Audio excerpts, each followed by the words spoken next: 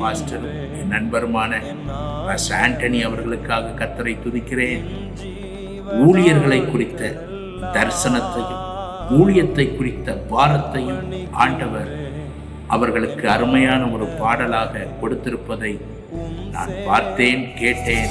ஆராதனை ஆராதனை ஆயுள் முழுவதும் ஆராதனை. என்னுடைய வார்த்தைகள், இந்த ராகங்கள், தெய்வ பிரசன்னம் நிச்சயமாய் உங்களை ஆசீர்வதிக்கும் என்பதிலே சந்தேகமே இல்லை.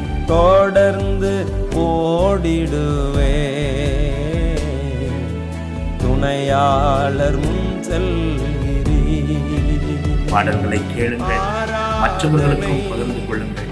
God bless you.